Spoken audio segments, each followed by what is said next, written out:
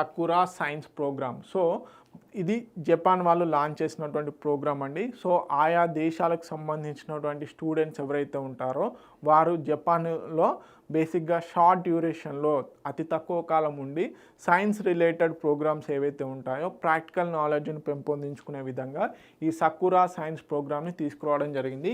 ఇది జపాన్కి సంబంధించినటువంటి ప్రోగ్రాము. అయితే ఇప్పుడు ఇండియా నుంచి కొంతమంది బ్యాచ్ అనేది జపాన్ని విజిట్ చేయబోతున్నారు for the short term duration. Okay, దీనికి సంబంధించిన డీటెయిల్స్ చూద్దాము.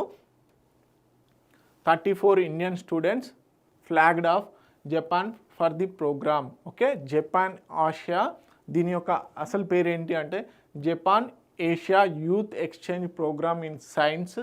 Okay, Japan Asia youth exchange program in science అని దీని యొక్క ప్రోగ్రామ్ అసలు పేరు. సో దానికి సకురా సైన్స్ అని పేరు పెట్టడం జరిగింది. సో దీన్ని లాంచ్ చేసింది ఎవరు? 2014లో జపాన్ లాంచ్ చేసింది. తర్వాత 2016లో ఈ ప్రోగ్రాంలో ఇండియా కూడా జాయిన్ అవ్వడం జరిగింది. సో దీన్ని ఇంప్లిమెంట్ చేస్తున్నటువంటిది Japan science and technology agency వాళ్ళు దీన్ని ఇంప్లిమెంట్ చేస్తున్నారు. దీంట్లో ప్రధానంగా ఇండియా, ఈజిప్ట్, చైనా, కెన్యా ఈ దేశాల నుంచి స్టూడెంట్స్ బేసిక్గా జపాన్ని విజిట్ చేసి జపాన్లో అభివృద్ధి చెందుతున్నటువంటి సైన్స్ అండ్ టెక్నాలజీ రిలేటెడ్ పైన పూర్తిగా అవగాహన పెంపొందించేందుకని చెప్పేసి ఈ స్కీమ్ని తీసుకురావడం జరిగిందనమాట.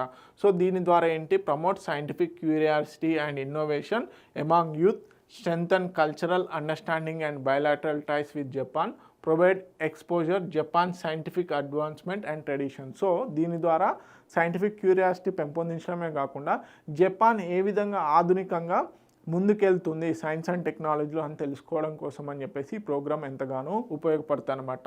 So short term visits to Japan universities and research centres, hand on experience, practical experience, అదేవిధంగా సైంటిస్ట్ అండ్ ఇన్స్టిట్యూషన్స్తో ఇంటరాక్ట్ అయ్యే ఛాన్సెస్ దొరుకుతాయి.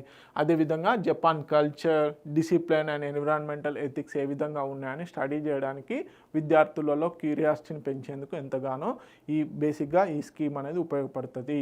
ఓకే, సకురా సైన్స్ దేనికి సంబంధించింది? జపాన్కి సంబంధించింది. దీని యొక్క అఫీషియల్ నేమ్ చాలా ఇంపార్టెంట్. ఓకే, తెలుగు మీడియం అభ్యర్థులు ఎవరైతే ఉన్నారో ప్లీజ్ నోట్ ఇట్ డౌన్.